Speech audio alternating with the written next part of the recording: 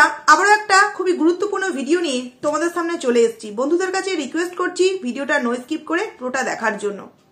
তো ছোট্ট করে ইন্ট্রোটা দিয়ে নিই। বন্ধুরা আবারও আমি চলে এসেছি আমার পায়েলস ফ্যামিলিতে নতুন একটা ভিডিও নিয়ে। তোমরা প্লিজ পুরো ভিডিওটা দেখো, তাহলে অনেক কিছু তোমরা বুঝতে পারবে বা জানতে পারবে। তো কিছুক্ষণ আগে আমি একটা ভিডিও তোমাদের সামনে দিয়েছি, যে ভিডিওতে আমি যেটুকুনি জানতে পেরেছি সেটাই তোমাদের সামনে কিন্তু শেয়ার করেছি। তার মধ্যে কতটা সত্য কতটা মিথ্যা বা আমি স্ট্যাম্প লাগিয়ে তোমাদের সামনে বলিনি যে ওই যে মেয়েটার কথা বলেছি সেই মেয়েটার সাথে দীপ দাদাভাইয়ের বিয়ে একদম ফিক্সড। হ্যাঁ, যেটুকুনি জানতে পেরেছি সেইটুকুনি বলেছি, কারণ বিয়ে কোনো এমন একটা হঠকারী সিদ্ধান্ত নয় যে আমার মানে এই একটা এবং এই একটার সাথে বিয়ে একদম কমপ্লিট হয়ে যাবে, একদম স্থায়ী হয়ে যাবে, এরকম কিন্তু নয়। অনেক দিক কাল বিবেচনা করে এবং যেখানে এরকম একটা ঘটনা তার সাথে ঘটে গেছে দীপদার সাথে, সে আশা করছি অনেক কিছু ভেবেচিন্তেই তবে কিন্তু এরকম একটা ডিসিশন নিতে চলেছে। সেইখানে দাঁড়িয়ে যেটুকুনি খবর আমি জানতে পেরেছি সেটাই তোমাদের সাথে শেয়ার করেছি, এর থেকে কিন্তু আর বেশি কিচ্ছু নয়।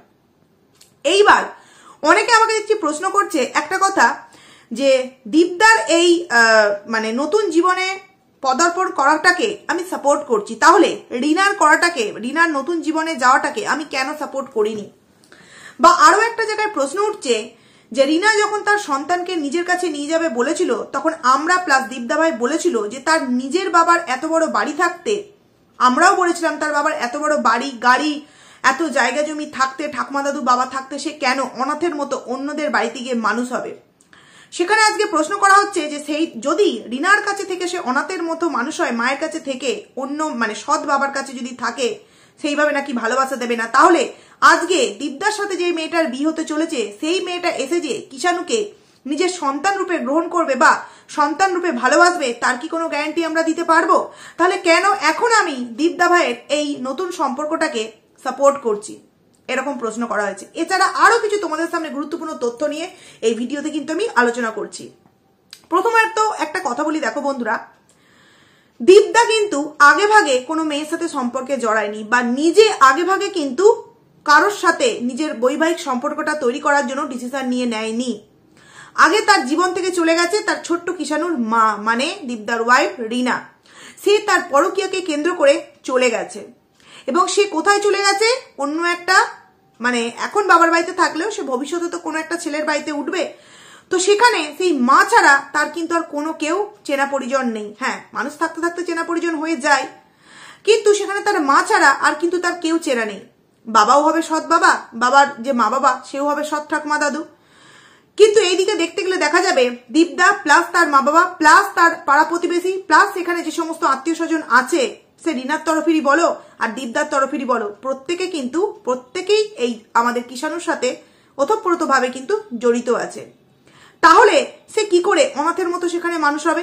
সব থেকে বড় কথা, রিনা যাবে অন্যের বাড়িতে, যেখানে কিনা তার নিজের আশ্রয়টাই এখন ঠিকঠাক ভাবে স্থায়ী হয়ে উঠতে পারেনি। যাচ্ছে সময় কাটাতে, সেখানে শাশুড়ি মা ঝাঁটা মেরে বিদায় করে দিচ্ছে।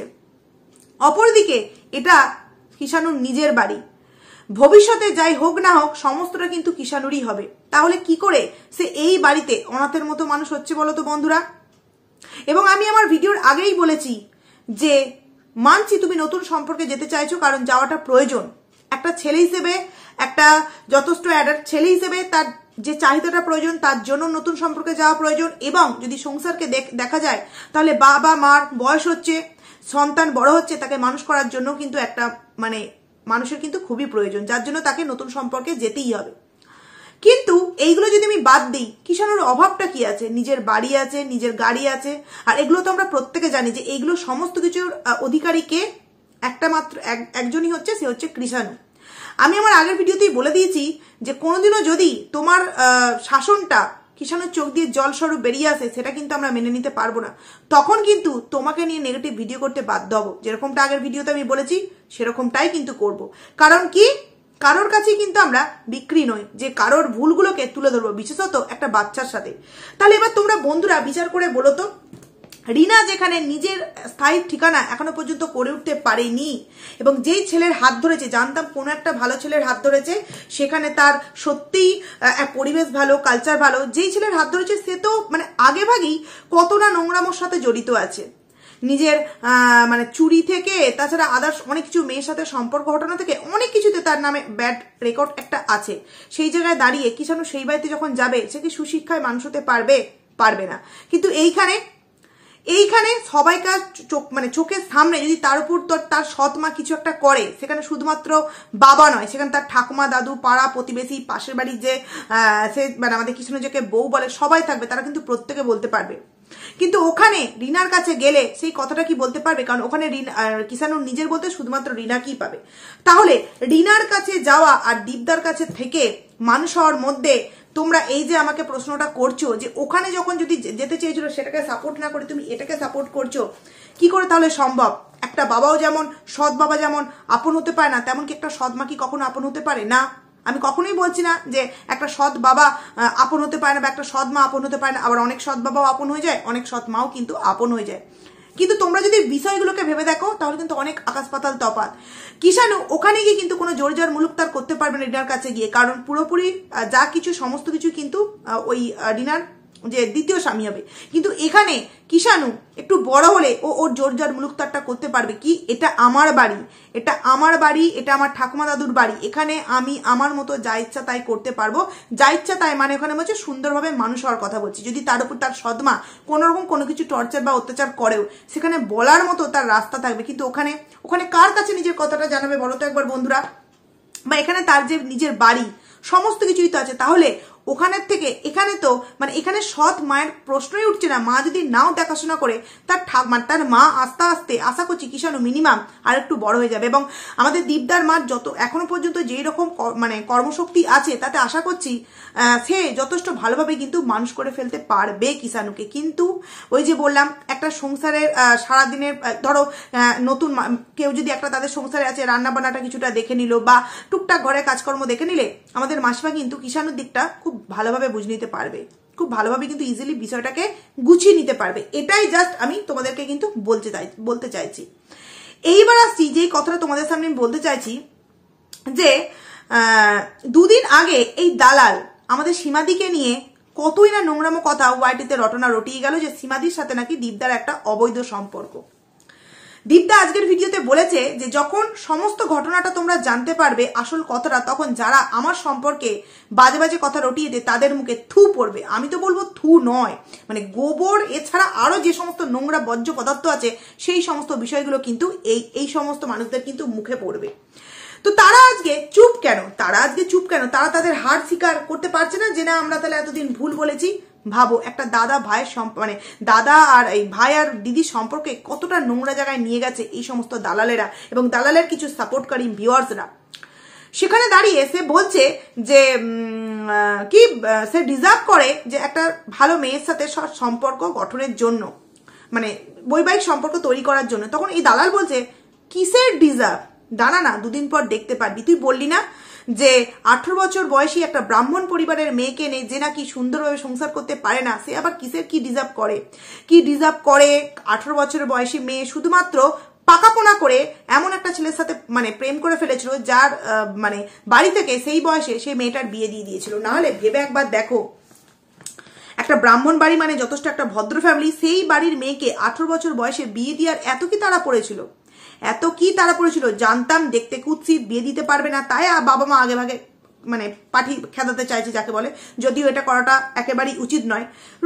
রিনা তো যথেষ্ট সুন্দর দেখতে ছিল, তাহলে তাকে কেন 18 বছর বয়সে বিয়েটা দিতে হলো? এটা তো তুই বললি না। পেছনটা বেশি পেকে গেছিল, সেই কারণে ভোলাভালা দীপদা ভাইয়ের গলায় 5 দিন থেকে ঝুলিয়ে দিয়েছিল। বুঝতেও পারেনি যে আমরা কি হয়ে ঢুকবো আর কি হয়ে বেরোবো। দীপদা ভাই এটা বুঝতেও পারিনি। সেখানে দাঁড়িয়ে যেই মেয়েটা আসবে সেই মেয়েটা যথেষ্ট শিক্ষিত, চাকরিরতা, মানে সমস্ত দিক দিয়ে ট্যালেন্টেড। সেই কারণে দীপদা ভাই কিন্তু বলেছে যে আমি কি ডিজার্ভ করি সেটা আমি কিন্তু দেখিয়ে দেবো। ওই কারণেই কথাটা বলেছে। এইবার তোমরা একটা কথা ভেবে দেখো, ও বলছে যেই সমস্ত হারামির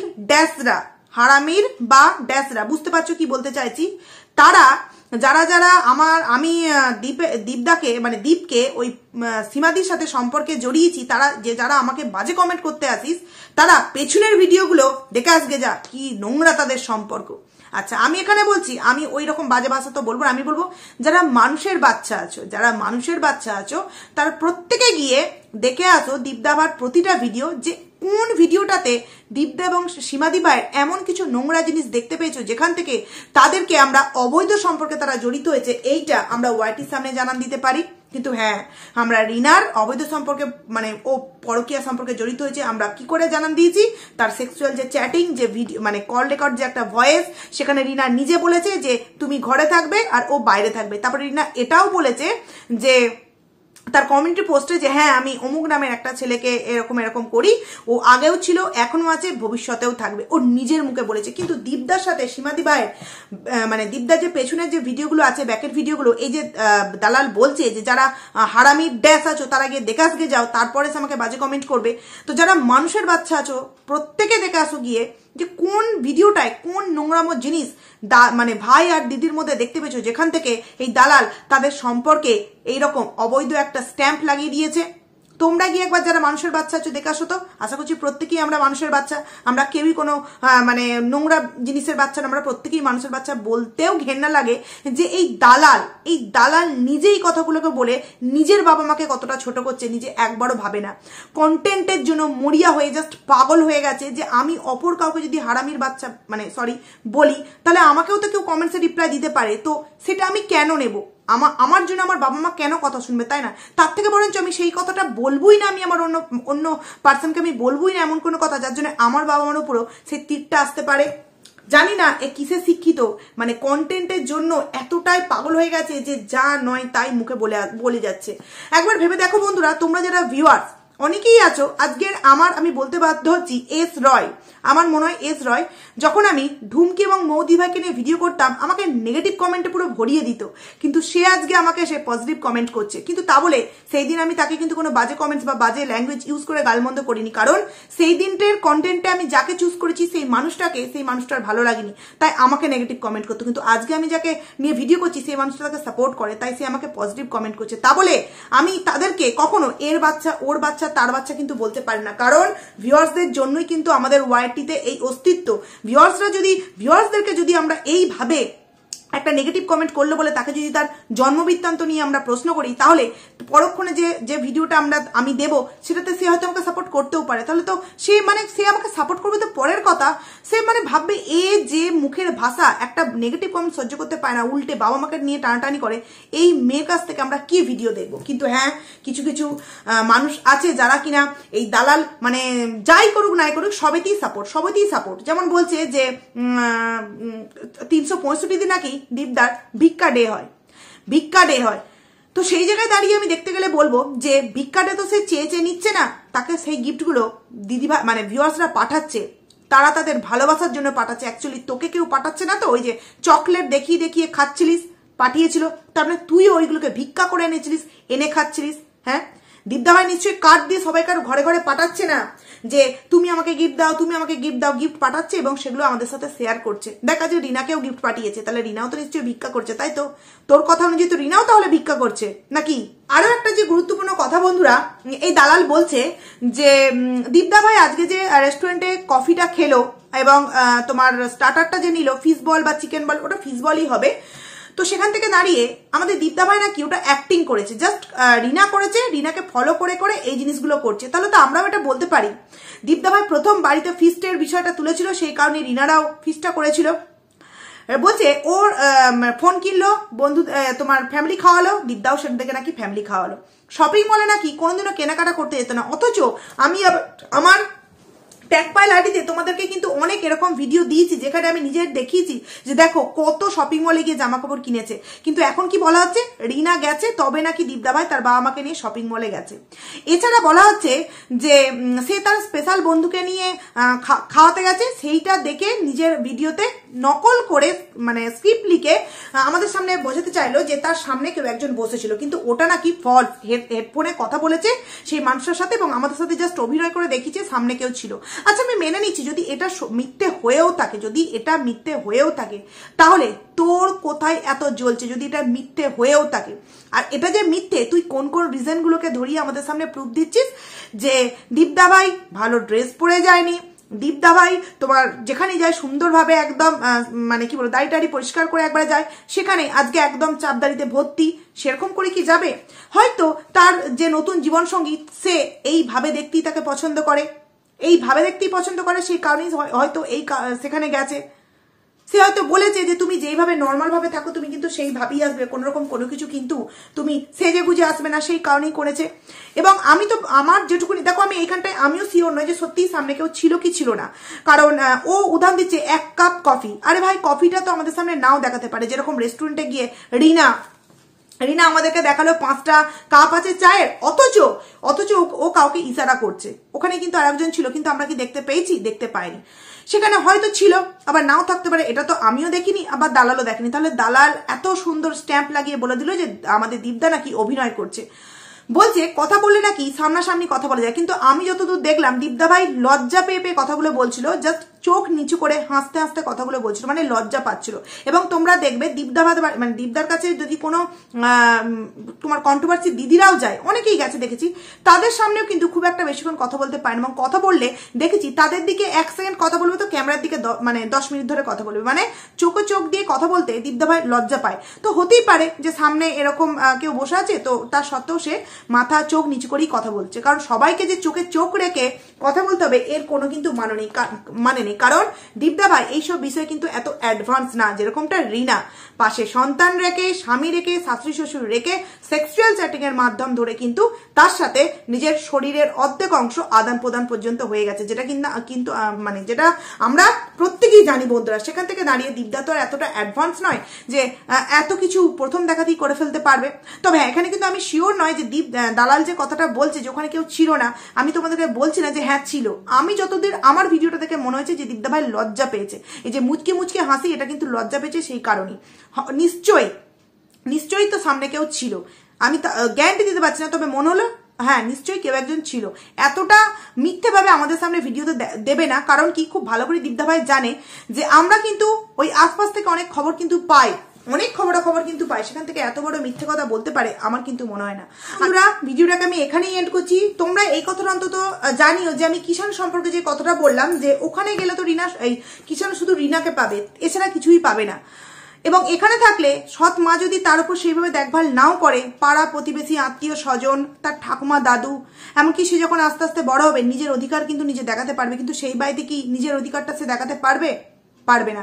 তোমরা আমার সাথে একমত কিনা অবশ্যই কিন্তু তোমরা কমেন্টস করে জানাবে। তো চলো ভিডিওটাকে আমি এখানেই এন্ড করছি, দেখা হবে খুব তাড়াতাড়ি নতুন একটা ভিডিওতে। ততক্ষণের জন্য তোমরা কিন্তু খুব ভালো থাকো। তো চলো।